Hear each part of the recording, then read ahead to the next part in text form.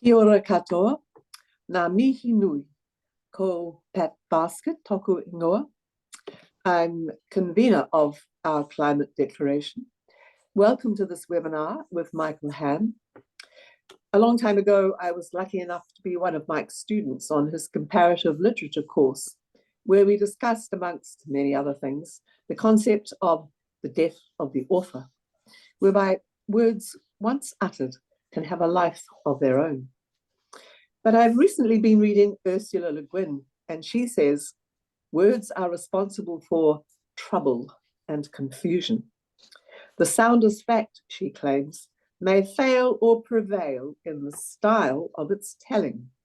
So, Mike, over to you. Thanks for this webinar.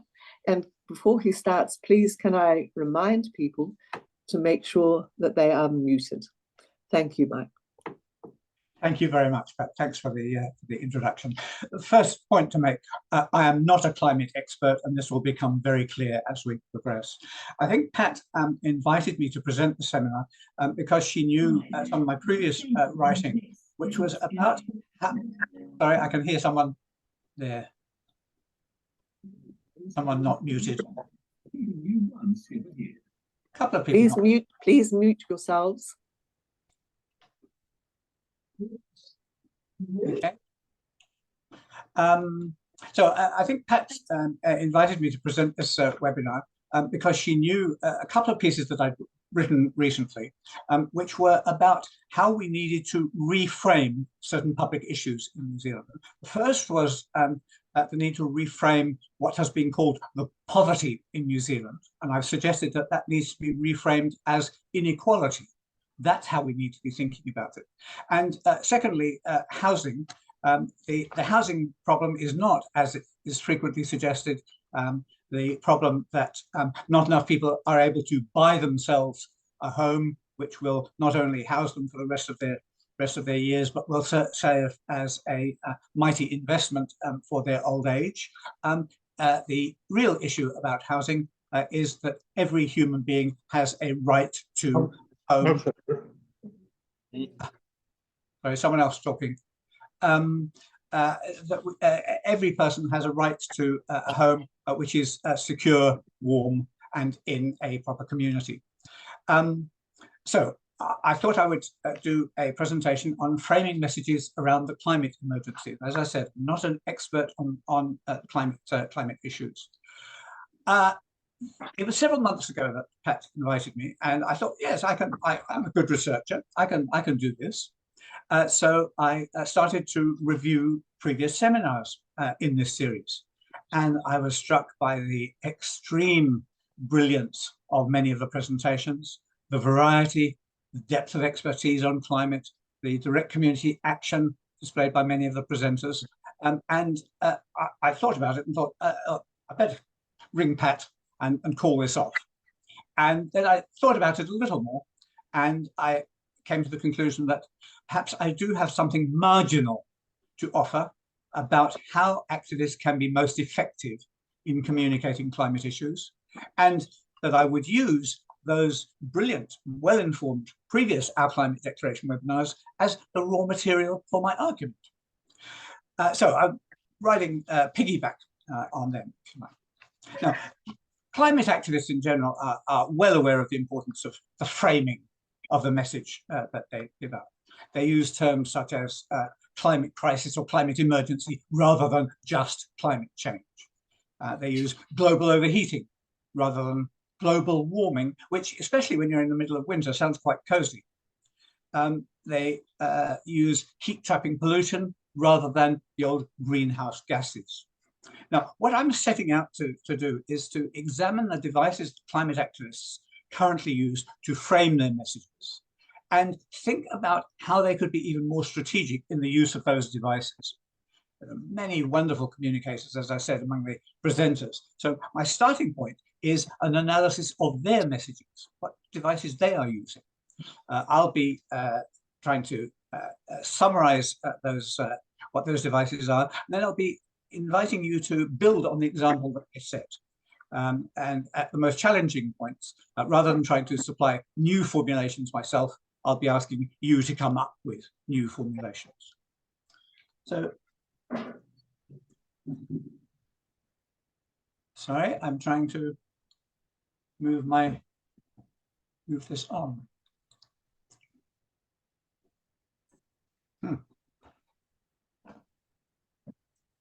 Pat, it must be the way the connection is set up, I think, but I'm not able to Screen share.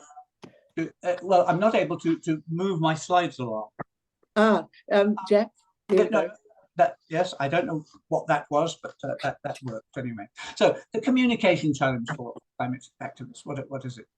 I've been reading recently and found interesting research right around the world which shows that the majority of people in first world countries acknowledge the seriousness of the climate crisis. They acknowledge that it's caused primarily by human action, and they want to see government action on the problem of the climate crisis. The number of actual deniers, except in the United States, one has to make the United States the exception, the number of deniers is actually quite small. It looks as if it's something like 80% acknowledge the crisis, acknowledge that action is necessary, with only 20% overall in first world countries denying it. So my question is, why hasn't that majority been able to bring sufficient upward pressure on the governments to force adequate response? And there'll be a whole lot of reasons for that. Firstly, of course, most people's knowledge around climate issues is limited and fragmentary. In addition, they underestimate how many people agree with them. It's been estimated that of the 80% who accept that serious action is necessary, they believe that, on the whole, that only 40% or less than 40% of them agree with them. So they don't know how many they are. We don't know how many we are, and therefore underestimate our power. Then, of course, there's the fact that people's wish for action often conflicts with what they feel they would suffer if action were taken. You mean I won't be able to commute to work by car? You mean I'll have to change beef farming to some other kind of farming? You mean I won't be able to take international flights frequently? And this is what's called cognitive dissonance, where you have two beliefs which contradict each other, and you haven't found any way of resolving that contradiction. Now, sadly, governments suffer from cognitive dissonance as well. They respond to the cognitive dissonance of the population at large by speaking of urgency and setting theoretical goals, but doing remarkably little. In other words, most governments adopt the response to the cognitive dissonance experienced by the public that they think is going to work for the public. And by and large, unfortunately, it does.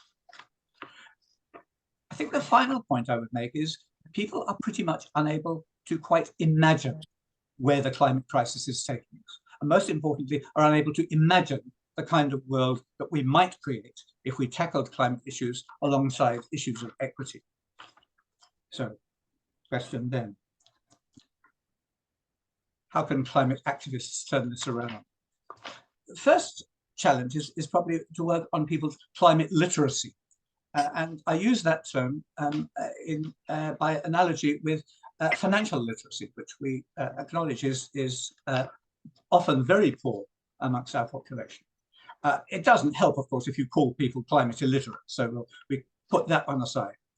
But the second thing that needs to be done is to show the majority that they are indeed a majority, and consequently that they have power, and then to work to overcome that cognitive dissonance that I was talking about.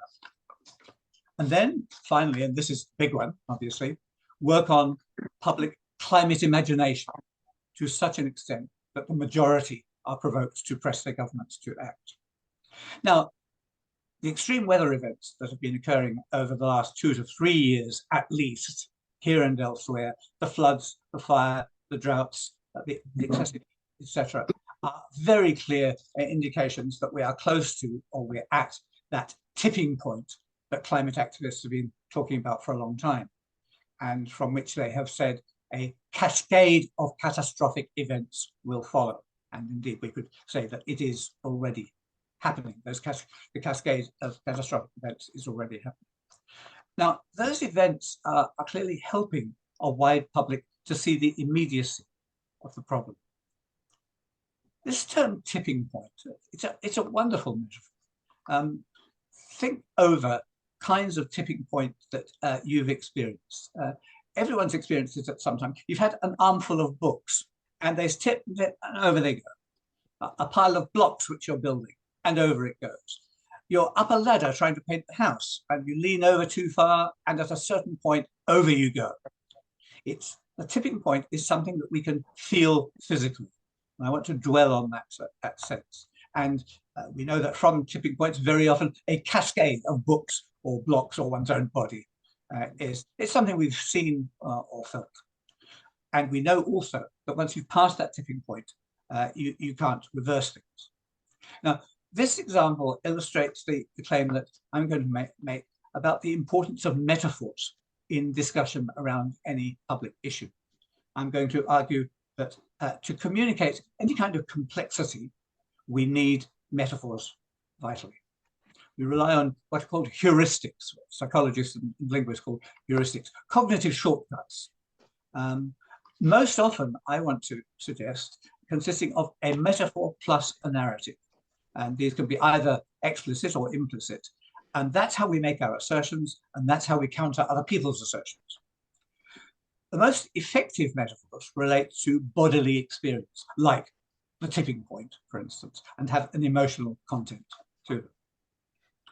To give you an example from Gareth Hughes, one of the wonderful speakers, previous speakers in this series. He showed us this image of population around a dinner table to illustrate the issue of inequality. As I said, it's an issue that I've looked at seriously. You look at it and you can feel what it would be like, sense the unfairness, the injustice of it. Almost all the food is crammed up one end. In fact, 6 plates are in front of the person on the left-hand side. 4 people have got a reasonable plateful, and then the remaining 5 have to share a measly plate, which is in front of them. Now, the thing about that kind of metaphor is that it suggests 2 kinds of narrative. The first narrative it implies answers the question, what needs to be done? Well, it's pretty bloody obvious, isn't it? What needs to be done? It needs to be shared out. That food needs to be shared out. And what we know is, of course, is this doesn't just apply to food, it applies to other kinds of resources. But it also invites the question, doesn't answer the question, but it invites the question about how it came about. What's the causal explanation for this situation? I want to talk just a little more about our dependence on metaphor and narrative. There was a wonderful philosopher of history called Louis Mink, who wrote that narrative and metaphor are what he called 2 primary cognitive instruments. In other words, mental devices by which we make sense of the world. So what he's saying is, you come across any new situation and you think, you ask yourself the question, what's going on here? What story can I tell you? And you also ask the question, what is this like? What analogy can I make with my previous experience? Now, narrative and metaphor go together interestingly, or metaphor and narrative. And there are several ways in which narrative and metaphor can be connected, and I've researched and written a good deal about this. One of the interesting ways, the most important ways, is summarized by a thinker in the 1980s, American thinker, Donald Schoen, who highlighted this particular way, and it's very relevant, I think, to our discussion. He suggested that the metaphor that you use to define an issue will almost always determine the policy narrative that you use to solve. So the example he gives is, you have a slum in your city. Describe that slum as a cancer. It's quite clear what you need to do. You need to cut it out. You need to remove it. Describe it as an undernourished community. And what you need to do is, of course, nurture it, feed it up. And I'll be pointing out that we're constantly using such metaphor narrative formulations in talking about the climate crisis. Stone calls generative metaphors. So, okay, that's the tipping point metaphor. And here I'm referring to, want to refer to a German-born thinker working in the UK, Brigitte Nerlich. Some of you may well know her work, wonderful writer. She suggested another way of using this metaphor. She asks, how close are we to another tipping point, not the immediate climate crisis tipping point, but how close are we to that point at which the majority that I've referred to are concerned about climate crisis, tip over into demanding action from their governments? How close are we to that? And I think that's a really interesting question which climate activists need to put to themselves. How near are we to that point? Just as they are asking themselves, how near are we, or have we passed the tipping point as far as climate degradation is concerned? Now, this is a tipping point in a positive sense, a very different sort of sense. I've been out in the garden this afternoon, as many of you have been, I'm sure, and what I've been doing is carting in a wheelbarrow new soil to top up my vegetable beds. And what you do is you overfill the wheelbarrow, and then you take it along to the site that you want to dump it, and you start lifting those hands, and it gets harder and harder and harder to lift them until finally it tips over and the soil goes out, from which we get a lot of satisfaction, or I did anyway. So Brigitte Nerlich's suggestion is that some tipping points can lead to a cascade of good effects. What would the good effects be? We would decide to reorganize so many aspects of how we live. How close are we to that tipping point, and how may we reach it? Obvious obstacles to reaching that kind of positive tipping, what's been called the climate criminals, the oil companies, governments that are intent on continuing to extract and burn fossil fuels and to influence public opinion in that direction. There's a resistance that I've referred to already of many people to any change which they perceive as being against their interests, inconvenient to them. And then, as I also said, the mistaken assumption that despite all the evidence, climate action can take place gradually. Now, that's what we know about tipping points. No, it can't at this point. Conversely, though, looking at recent weather and fire events, people may have a sense that they are doomed. And that's really worrying. Can I please ask people to make sure they are muted? Look, I went down there and can people please mute themselves? Thank you. Thank you, Pat. Yeah, that's a good point. She can do it. Sorry, it's got someone else still, I think. Everybody muted, please. Or Jack, can you mute everybody?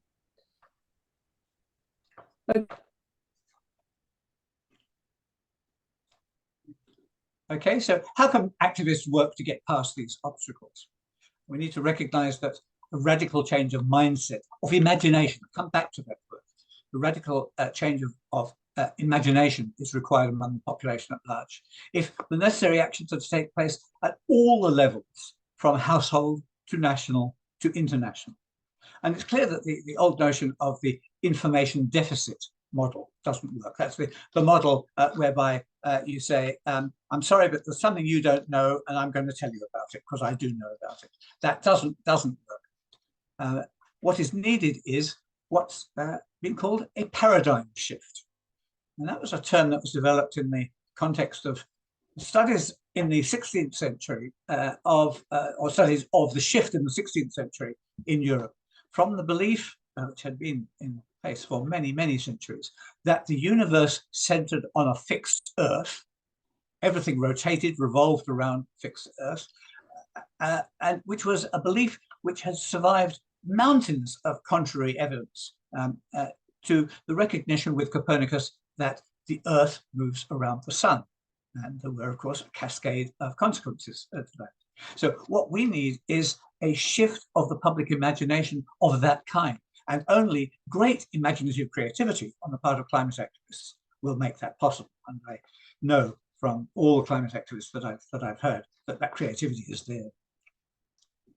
Different climate commentators have proposed a number of examples of previous successful social political movements where paradigm shifts have occurred, which might serve as models. And I'm going to go through 3 or 4 of those.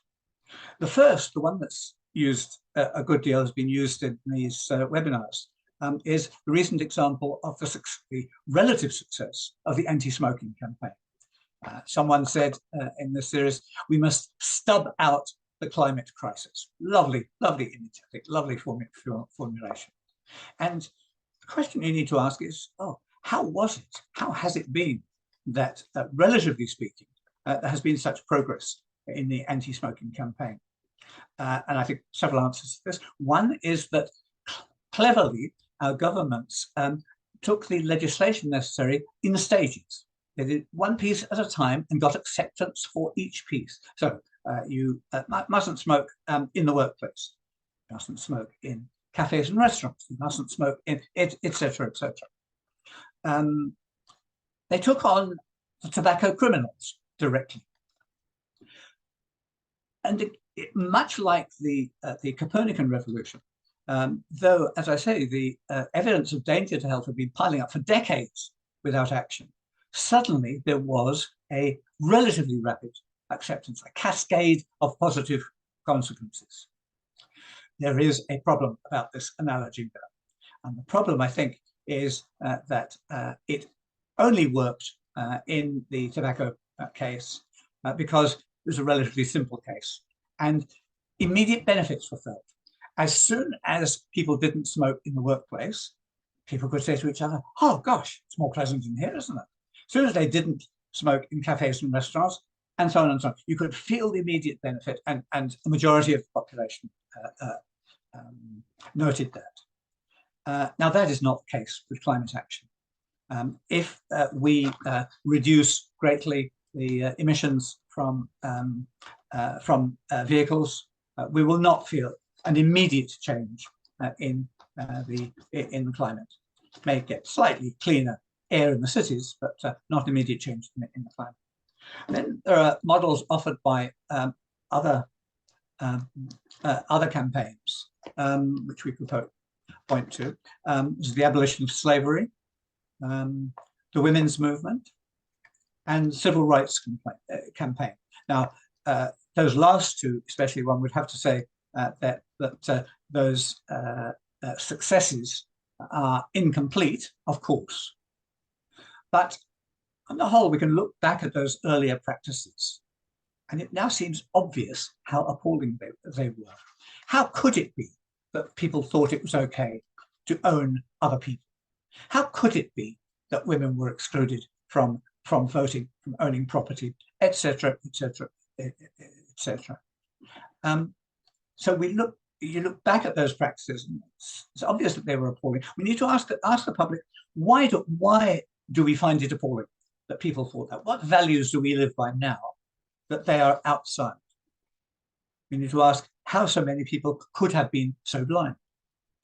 And then point out that's how the over-exploitation of natural resources in this era and consequent damage to the environment and humanity and lack of action will seem to future generations.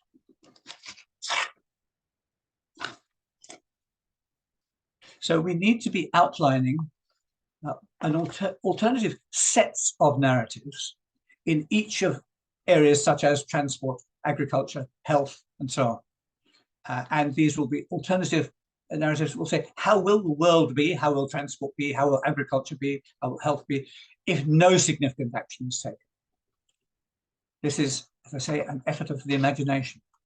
And then how could the world be if appropriate action were taken?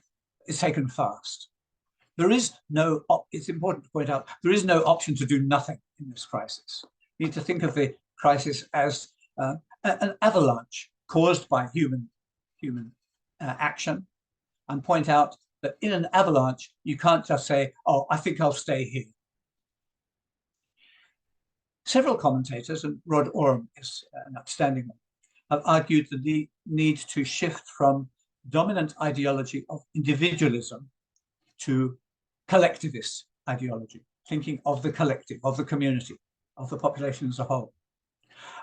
I think that's praiseworthy, but I suggest it's actually not enough, because I argue that the distinctive feature of progressive thought is that it typically involves these pairs of things, thinking towards the past and towards the future.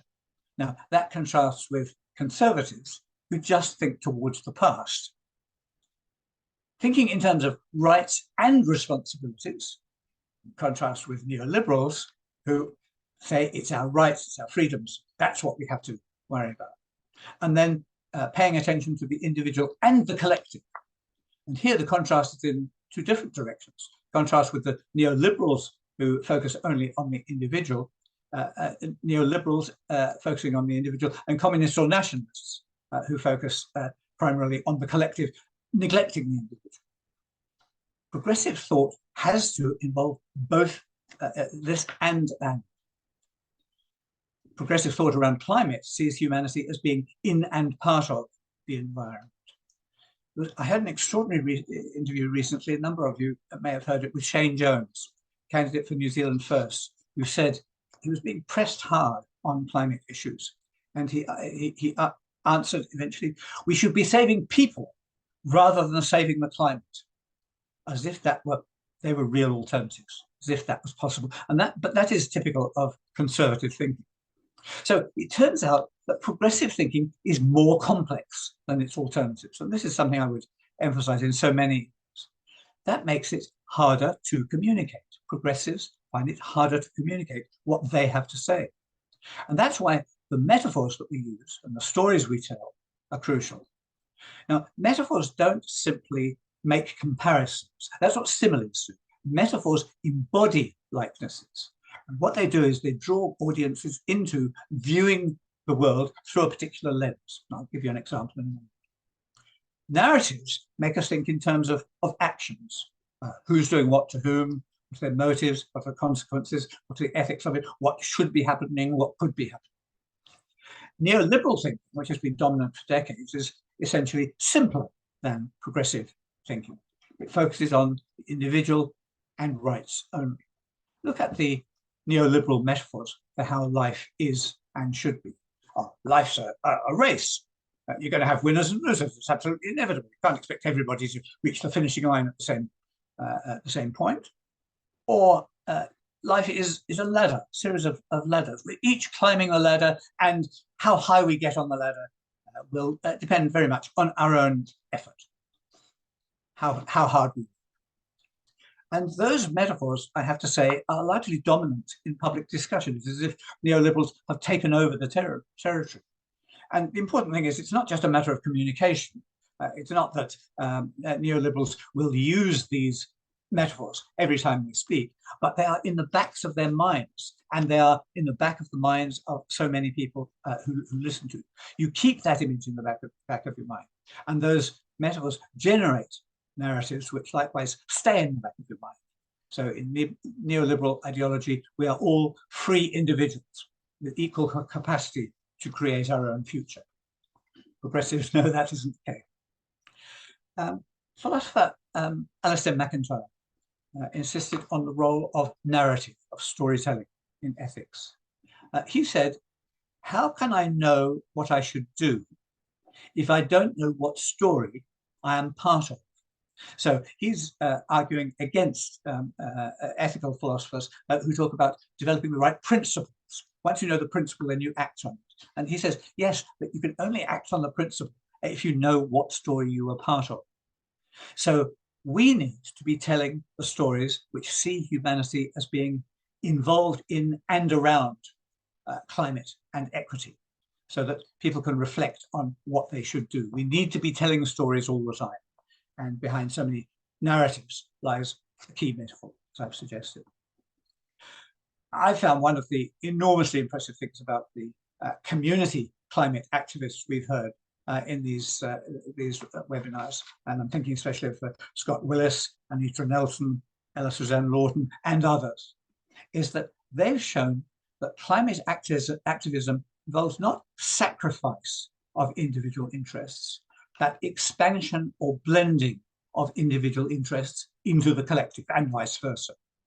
And those activists illustrate in small fashion the kind of world they see as possible. I think for any of them, part of this group, I hope they will agree that's what they're doing.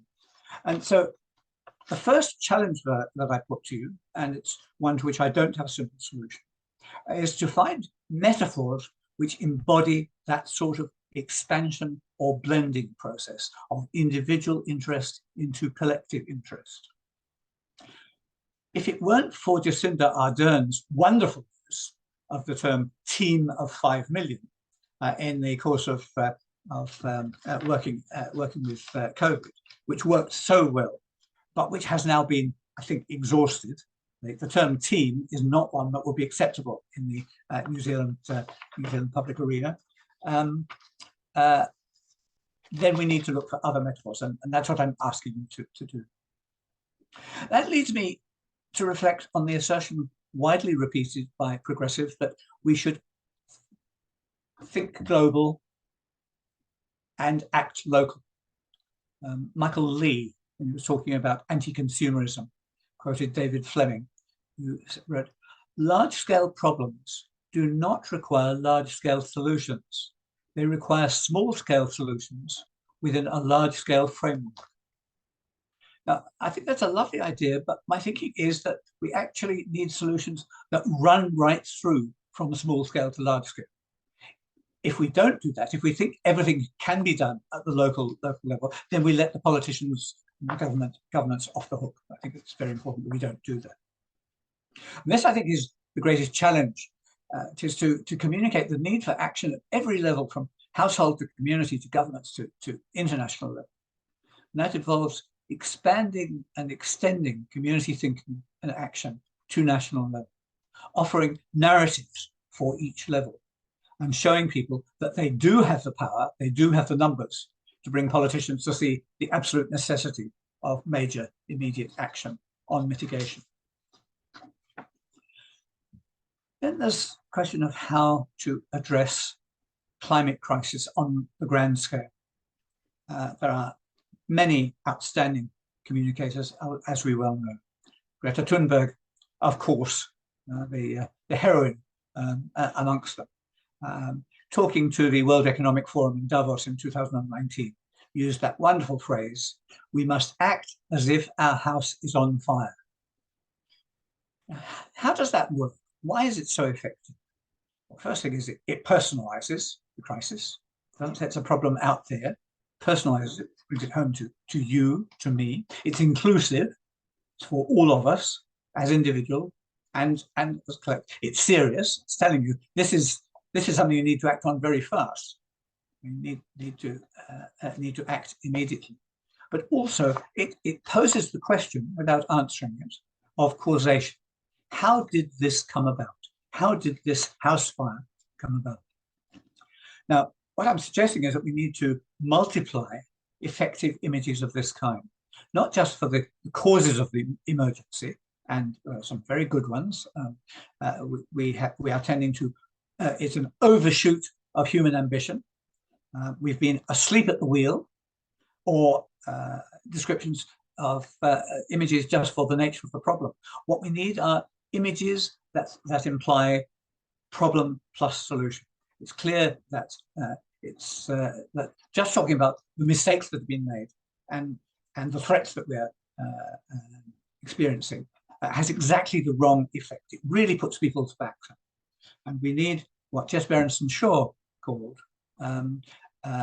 explanatory chains of narrative, which run from problem to solution. And so you have statements like, "We've generated a climate debt which our children will have to pay, so we need to be paying that debt off before it's their problem, before it becomes exclusively their problem. We've become addicted to growth, so we must get treatment for our addiction. We're speeding through the ocean on the Titanic, so we must get the crew to change direction. But there's a tangle in here that we have to sort out. Who are the we referred to here? Not people in poor countries. It's not poor people in rich countries. It's not young people. They are not the people who have caused the crisis. We can certainly point the finger at major figures in the Industrial Revolution. We can point at people like me, living and working since the 1950s, who've participated in the great acceleration of resource exploitation and environmental degradation. So how can we convey this multi-layered, multifaceted reality about responsibility? I think it's rather like the question of responsibility for patriarchy, or responsibility for colonization, and for righting the wrongs that they continue to cause. As an older Pākehā male in New Zealand, I can be held only to a limited extent responsible for bringing about patriarchy and colonization, but I can certainly be held accountable for the fact that I've participated in and benefited from both. And most importantly, I can be held responsible for the efforts that I put into remedying those ills. So, getting back to climate emergency specifically, suggesting that it's important to make clear that we have varying degrees of responsibility at each level, rather than generalized guilt. Generalized guilt doesn't help. It's crucial that we acknowledge our individual position in terms of how much we contribute to the drain on the climate, that we acknowledge the amount our community and nation contribute to the crisis, but also the individual power we have to achieve positive change, and the collective power we have to achieve change. You are more powerful than you think. It's the message that needs to be got across there. Now, the carbon footprint is, of course, another wonderful metaphor. It can be applied at the individual level, the level of organization, or the level of industry. And I think it's one which gets across to many, many people. There are apps, as we all know, available for us to calculate our household's carbon footprint and find ways of greatly reducing it.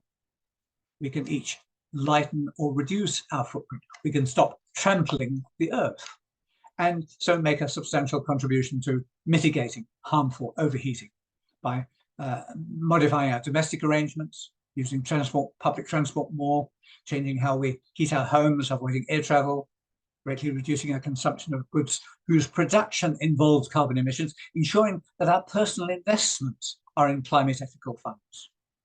And environmentalists and economists refer more widely to our resource footprint. That too is a wonderfully useful, though vague metaphor.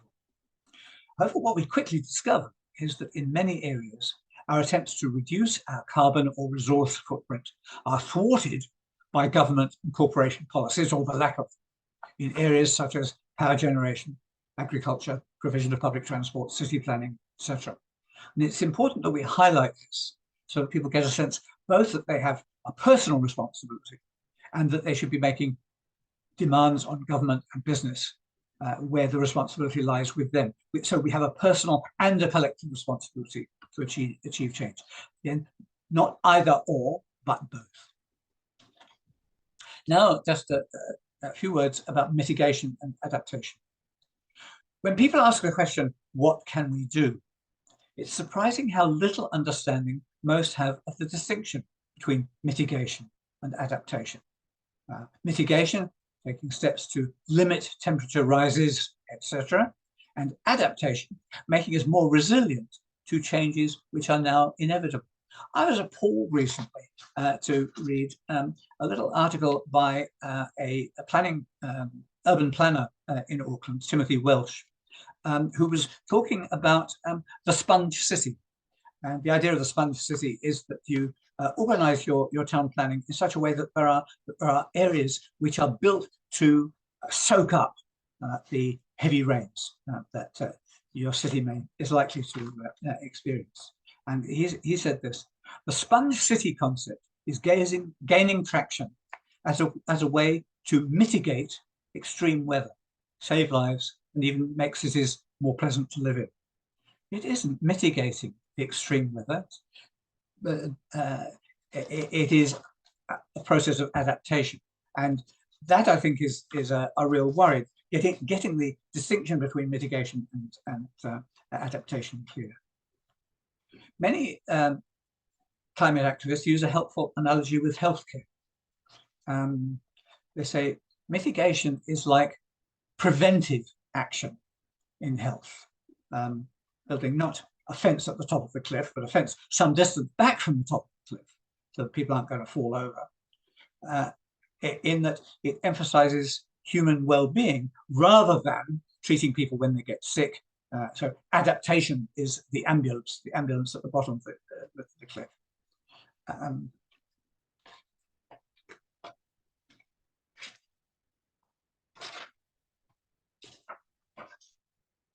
In both human health and climate health, the more prevention we do, the less treatment is necessary. And in both cases, prevention is much cheaper and less painful than treatment. That's a really important point to get across to people, I think.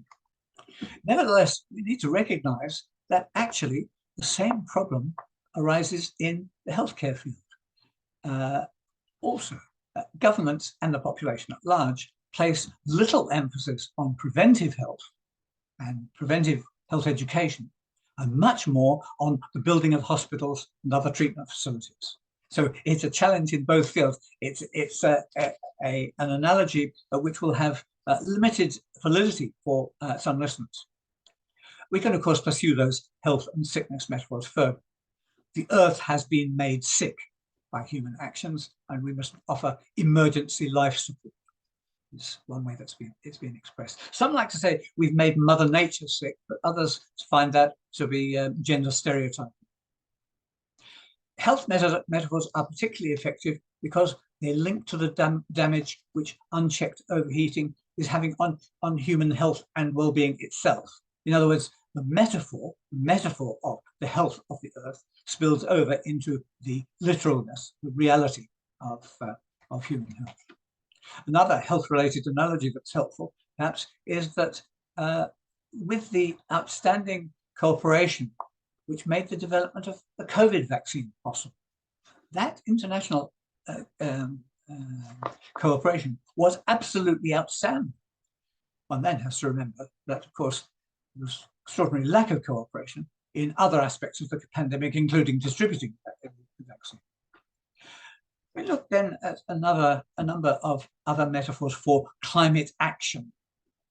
In the United States especially, Alexandria Ocasio-Cortez, for instance, but also in Greece, the Greek Prime Minister, talking about forest fires in Greece, have used war and battle terminology. Alexandria Ocasio-Cortez says we must declare war on the climate crisis, which is not going to ring well with any of us, I don't think. It doesn't work. The war on drugs didn't work. War on cancer didn't work. War on crime, it's never worked.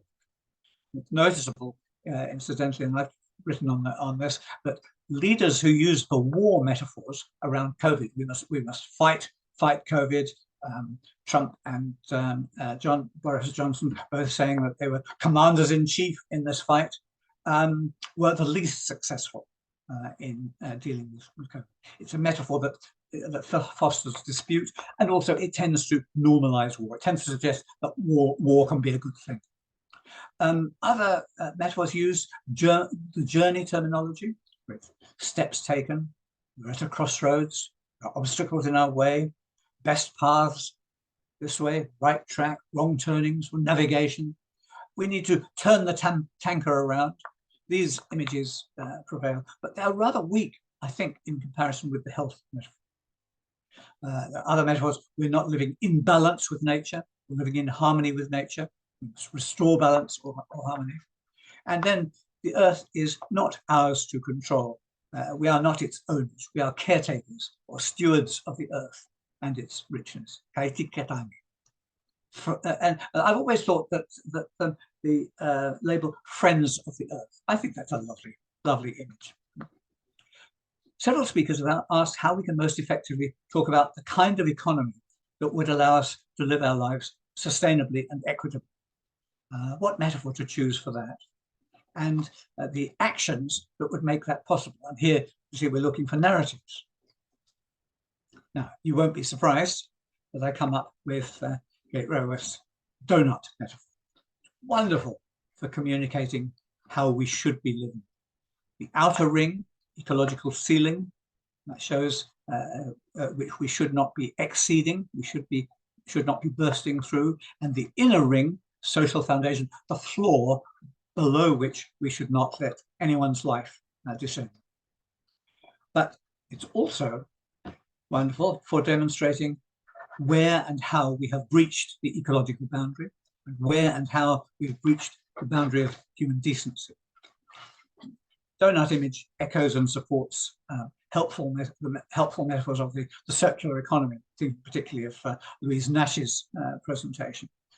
The idea of a circular economy whereby we are eliminating waste and pollution, circulating products and materials, moving to regenerative agriculture, and so on. You can contrast this circularity, productive circularity, with the linear graph image, and Kate Raworth does this herself, graph image about what will happen to the Earth if we maintain even 2% growth in GDP and resource exploitation for 50 years. You go way off the universe. I do have some reservations about the image. Could we do better than a sugary ring? A life belt, perhaps? The other thing to say about the donut metaphor, it is much used by insiders, but it's not used in everyday conversation. And I think we need to find ways of ensuring that the visual image of the donut economy is turned into words for people to whom we are speaking. It's like the people sitting at the dinner table, representing inequality. There's another. So my question to you is how can we do that? How can we do better, work better with the donut images? Another major challenge: how are we to achieve or even imagine and depict a just transition or an equitable transition? Transition is such an abstract, non-committal word. It just means getting from here to there. How especially can we convey the urgency? The Greens in the current election have taken a narrative approach and come up with the slogans, "The time is now," and "Pick up the pace." Whereas Labour and National have chosen, this is not the metaphor that they would use, but we may usefully use the cliche metaphor, they've decided to kick the can down the road. But the question of how it's to be achieved is one on which progressives do not always agree. The crucial debate about how it may be achieved, setting green growth in opposition to degrowth. The notion of green growth is superficially attractive. We tend to think growth is always positive. As Jonathan Boston, Jennifer Wilkins and others make clear, it's impossible except in very limited domains. We are consuming resources at an unsustainable rate. So we're left with degrowth, a term which I must say I find unsatisfactory. It's trying to avoid the term shrinkage. People don't like the idea of shrinkage. Degrowth is simply a euphemism borrowed from business. It's the sort of thing that the chair of the board talks about when he or she talks about there having been negative growth in the enterprise. What they mean is that the situation, the enterprise has deteriorated. So I have my doubts about degrowth.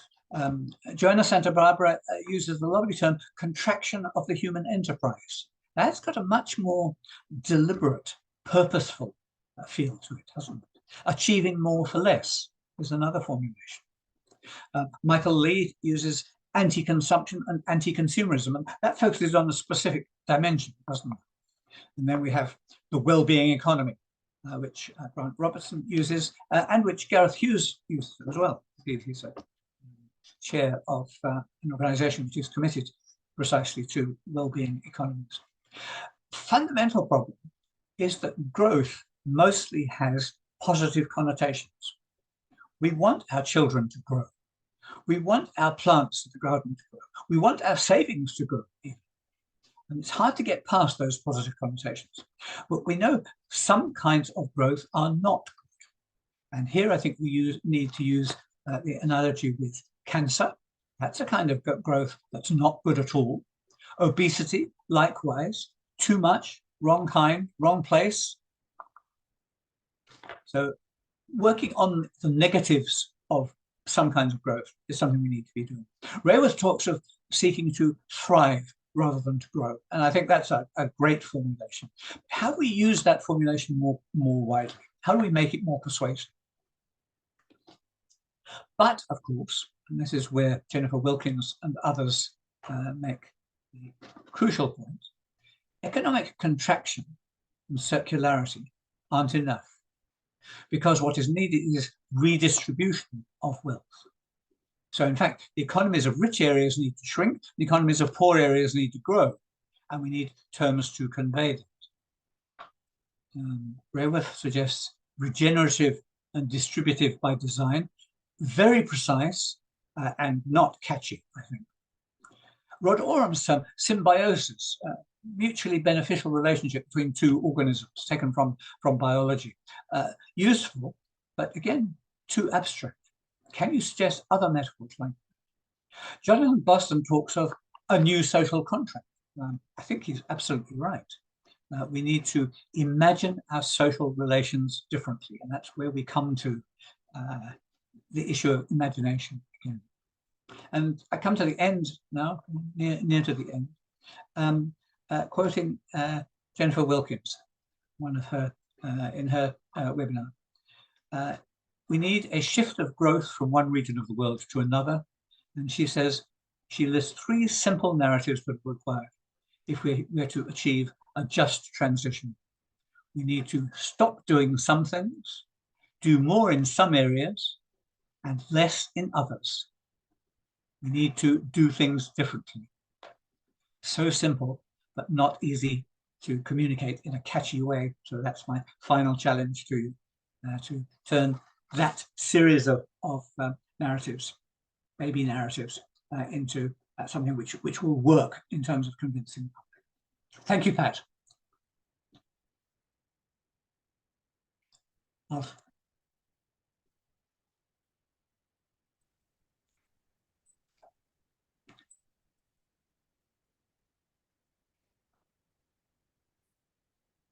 Okay.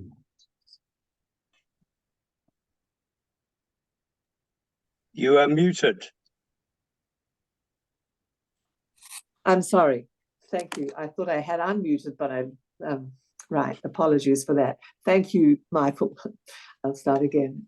Thank you for drawing our attention to many good uses with which we are familiar. If only we could come up with equivalents. For instance, the team of 5 million, how well that worked, thank you. And the wonderful young Greta acting as if our house is on fire. And of course, then the donut. And I very much like your metaphor of the life belt, which I've come to also, which seems more applicable really to the situation in which we find ourselves, the life belt. Please, if you have a question, you can use either just raise your finger and I'll scroll through, or you can use the digital finger, please. If there are questions, anything, comments that you'd like to make to Michael while he's with us there. Right. Jack, do you have some thoughts, or Joanna?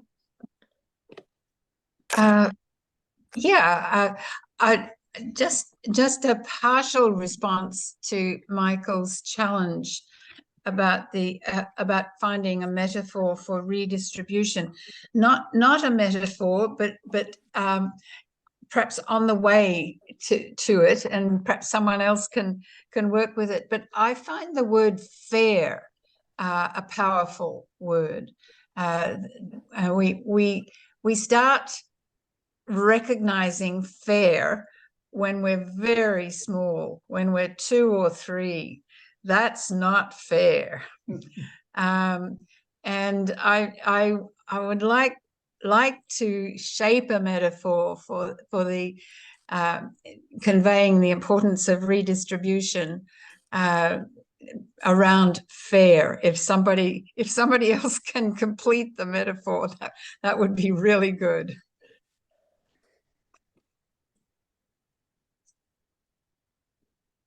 We use fair play and we use sporting metaphors of a level playing field, don't we?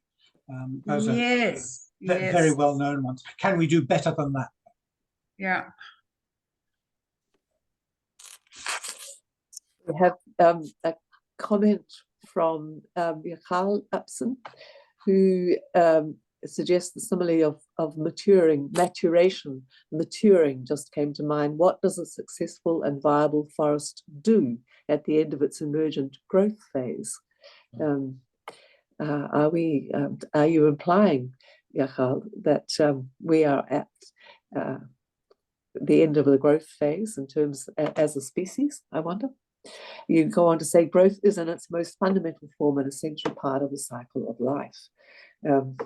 Any more comments on what Michael said?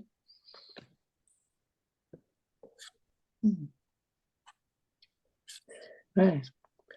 I think by the sound of it, Michael has left you all with so much to think about. I can see Bruce Anderson's hand up, Pat. Sorry. Yep. Please go. Yeah. Hi, Michael. Thanks for that. Some really wonderful stuff in there, but some of it touched on something that just keeps going round and round and round and round for me. You commented on the neoliberals having a simple framework and the progressive framework being more complicated, partly because we actually live in a complicated world, not a simpler world that the neoliberals think we seem to live in. And I absolutely and fundamentally agree with you that we need to find new metaphors and narratives. I think the problem we will start to face is that as we do,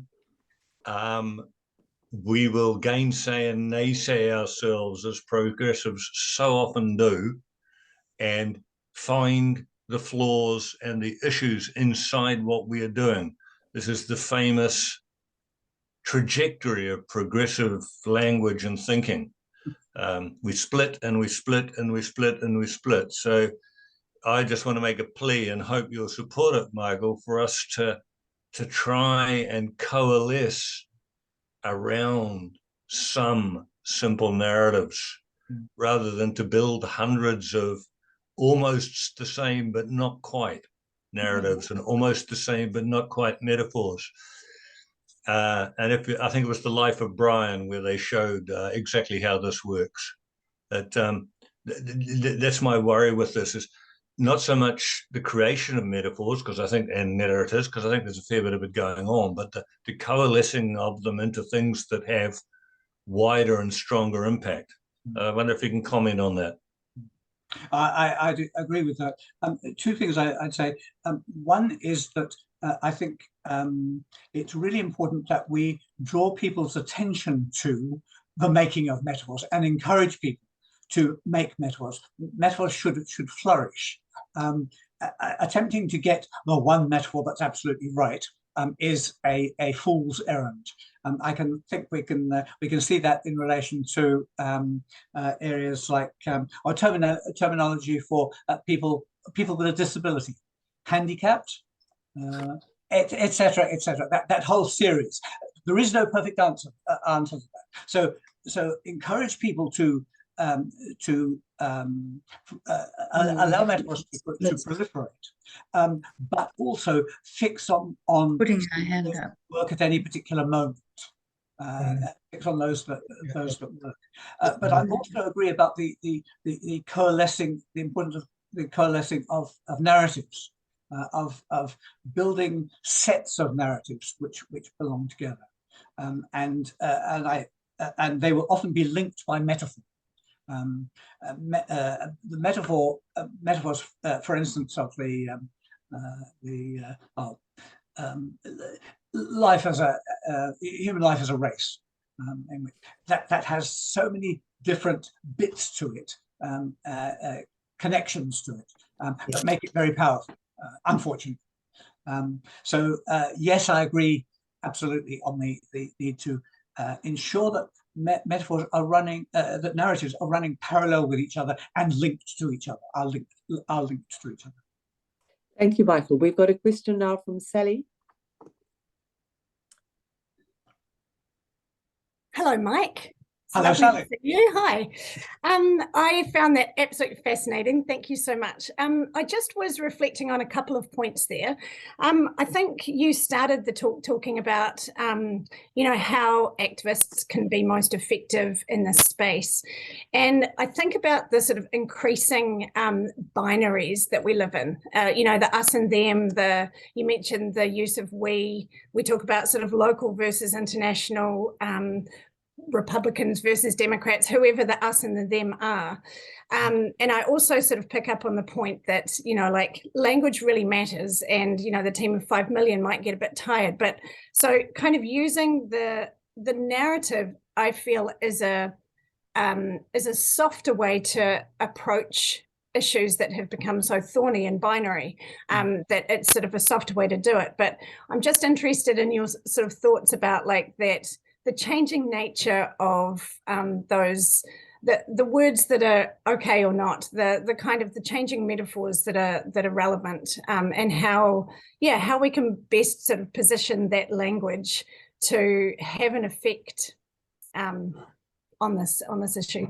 Thanks. Can I take that up as far as narratives are concerned? Because journalists know very well, and newspaper journalists, television journalists, radio journalists, they know very well that catching your audience with a story at the very beginning, and quite possibly an individual story, that's how you get people to think about the subject, to stay with you. And so I think that's really the more difficult thing, I think, is how to, as I said, expand and extend the individual narrative to the collective narrative, to make it clear that the connections between us are so important.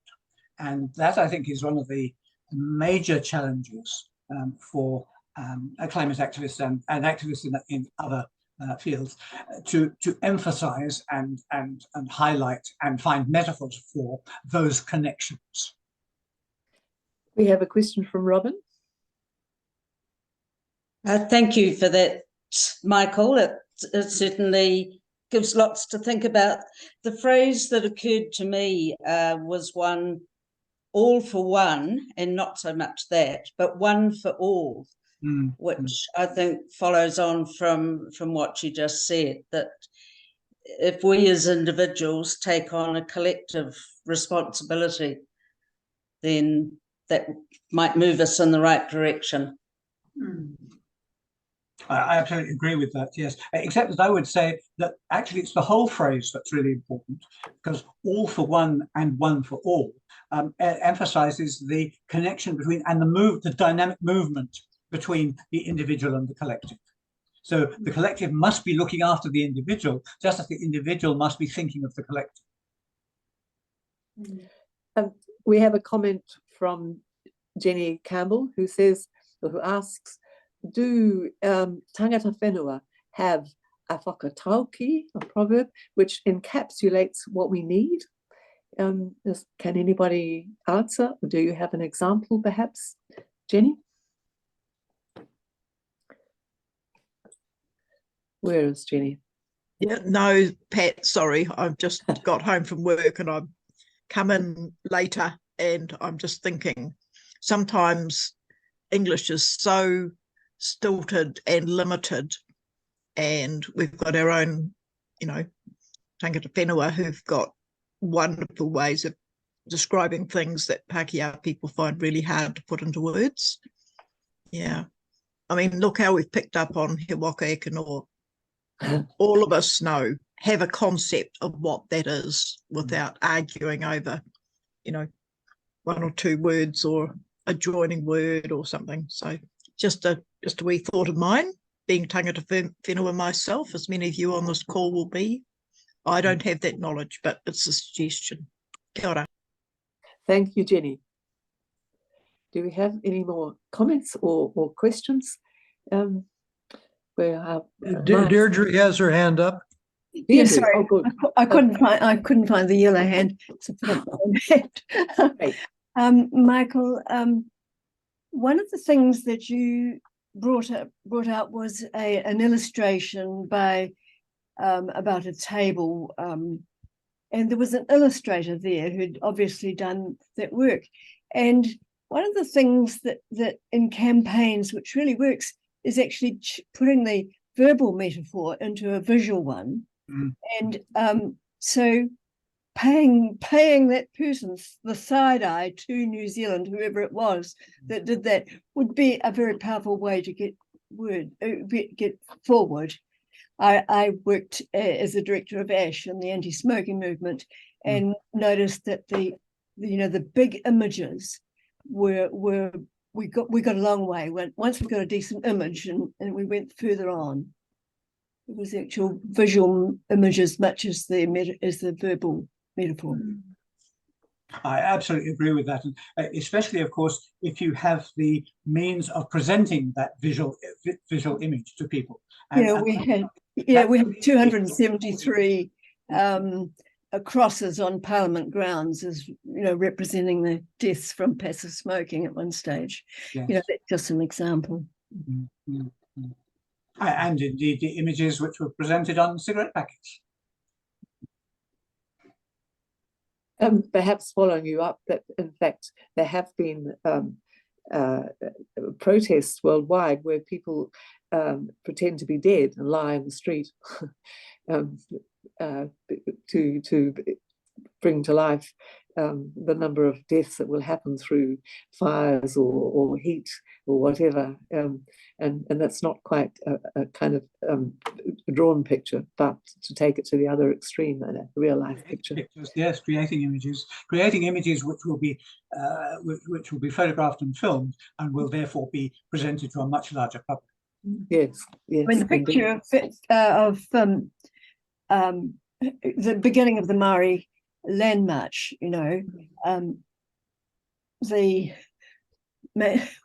I've forgotten her name. There's a film about her with her Cooper with her grandchild walking. Yes. It was an amazing image that brought the movement forward very quickly. Yes, and that image is still with us, doesn't it? It's so vivid. Am I missing anybody else with a hand up or a comment? Yeah, I have a question. Yes. Michael, you talked about some of the metaphors that the neoliberals use, and I'm wondering if you have anything to say about the merits of using counter metaphors that undo the benefits of their metaphors, in addition to having metaphors which promote our position. I think there are a number of metaphors which are used, and which are used in two different directions. One is the idea of the wealth cake. If you put a circle around, and if I did think of using this image, a circle around the wealth which is owned within New Zealand, and then divided up into portions.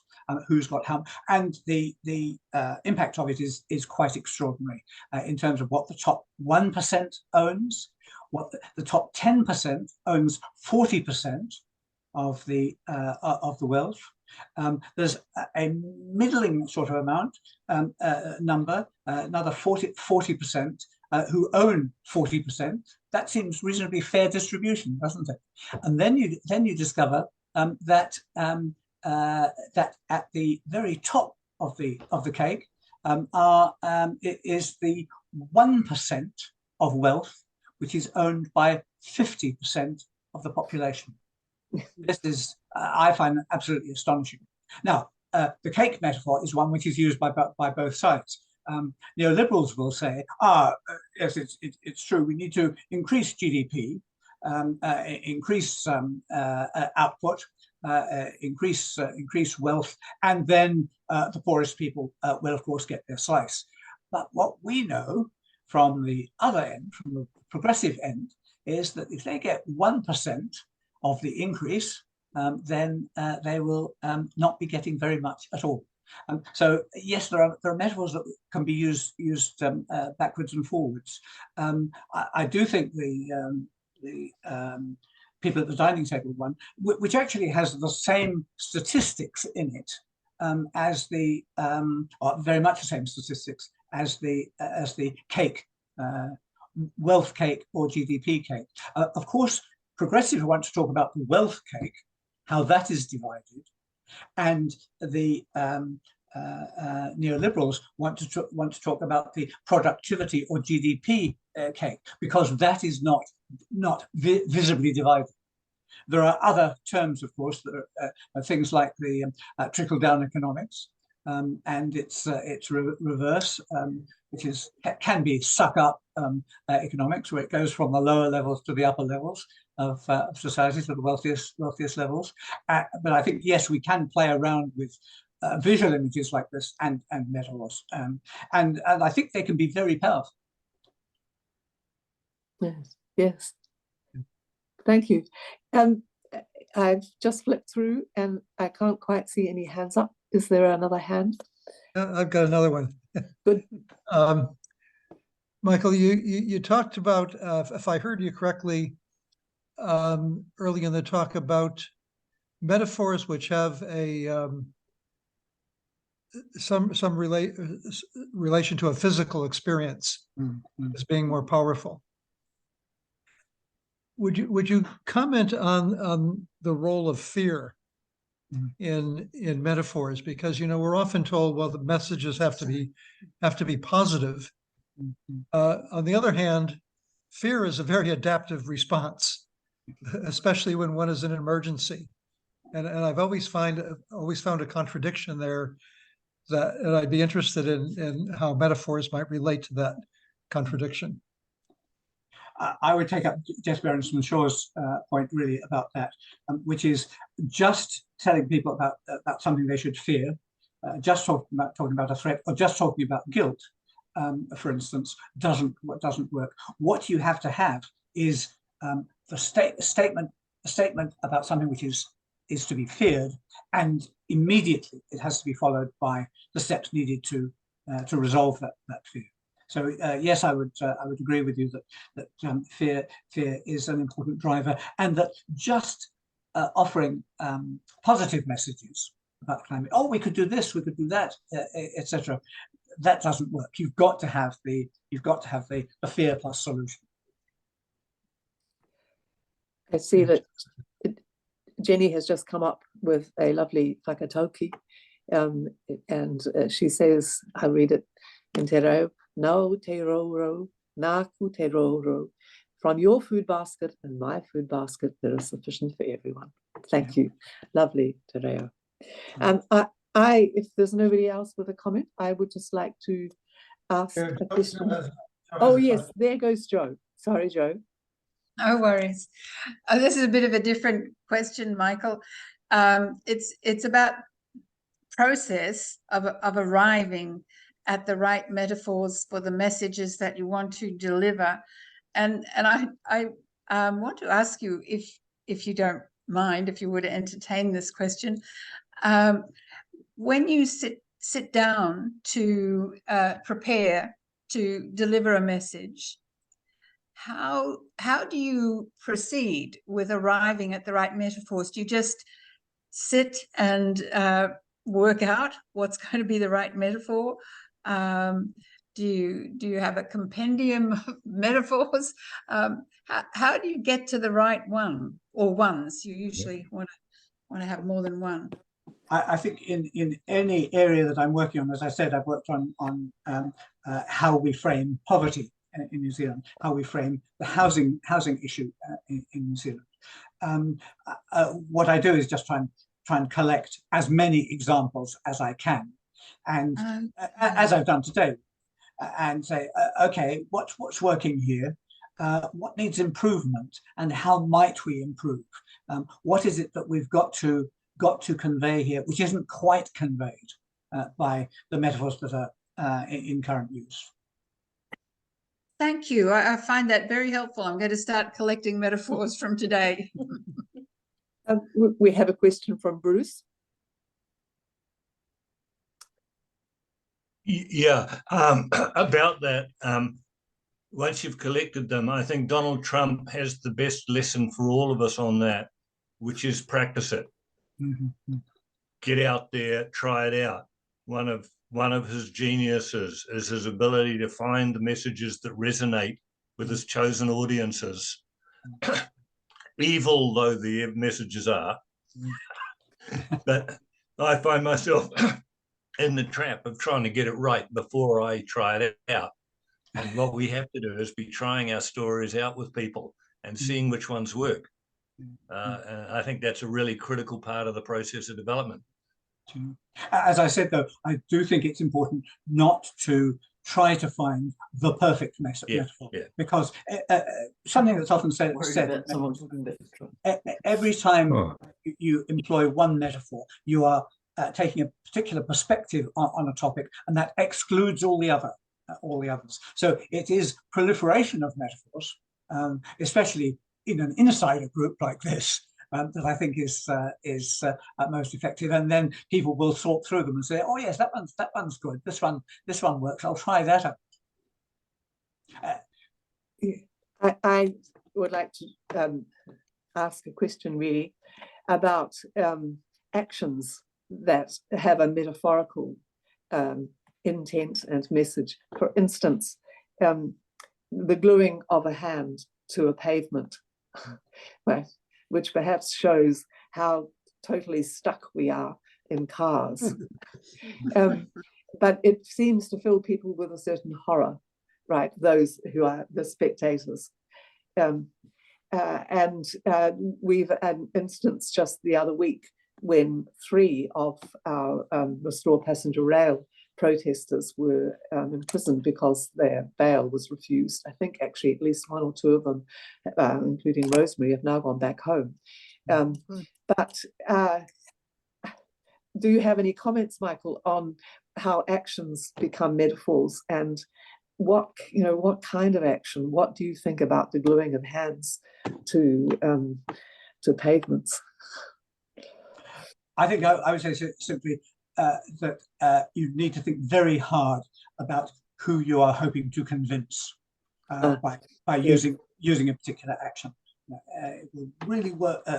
Given action, stopping traffic, whatever it might be, gluing your hand to the pavement, may work with some people, or it may only work with the people who already agree with you, and that's the crucial. It's what brings about change. It's the disruptive metaphor that's the really helpful one. Something I don't think I mentioned here is the extent to which metaphors have been used by scientists, for instance, to innovate. And a really nice example of this is the planetary image metaphor for the structure of the atom, developed by Niels Bohr and the New Zealand physicist whose name I've momentarily forgotten, Edmund Rutherford. Yeah. That was an extraordinary breakthrough in terms of thinking about the atom. The thinking about the structure of the atom was something that had been going on for a century and a half, but it was only with the use of that image that it was possible to think, maybe it isn't quite like that. Now, of course, subsequent theorizing around the atom says, oh no, that's not actually quite good enough. But that's fine.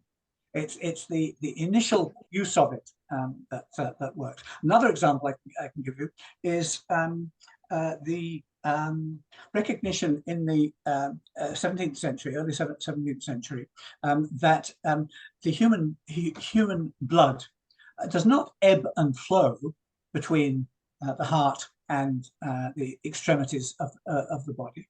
It circulates. Now, that idea was in part made possible by the Copernican revolution.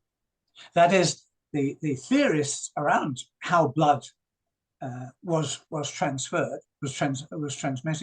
They actually thought, supposing blood is like the way the Earth and other planets go around the sun.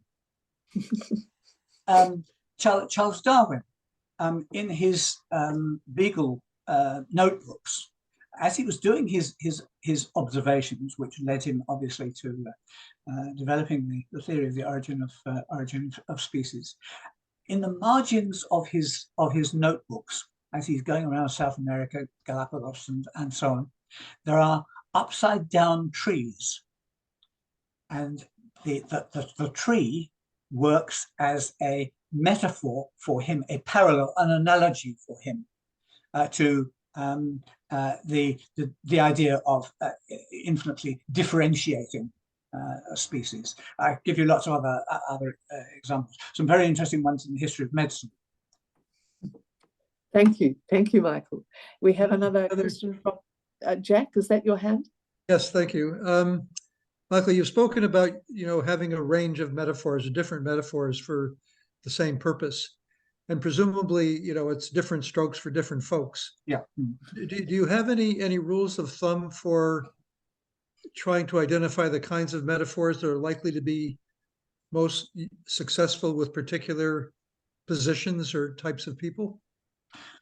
No, it is such a hard one, isn't it? Just try it out and Yeah. see how it works. And basically, yes, I think the point really is that you have to have a lot of them in your repertoire. You've got to have a lot of arrows in your quiver, and you've got to decide which of these is going to work with this audience. And that's an instantaneous and a creative decision. And as I've suggested, creativity in communication of this kind is one of the most important characteristics of the good communicator. right? Thank you. Thank you. Right. Do we have any closing comments from anybody in the audience? No questions? All right. Well, it just rests with me to say thank you, that we have much food for thought. There was a comment? Sorry. The fuse is blown. Who is that? Is that a question or a comment? Yeah, so it's faulty. Yeah. I think probably not. So with that metaphor of the wonderful food for thought, thank you very much, Michael. That has been most informative and most helpful. And I should remind everybody that the recording will be accessible on our website and can be shared around, of course, from our website if you know of other organizations or people who would enjoy listening to Michael's talk. So, Pat, can I just say thank you to the audience, everyone for participating, and also very interesting questions and ideas which came up in that discussion. So that was the bit I enjoyed. So good night all.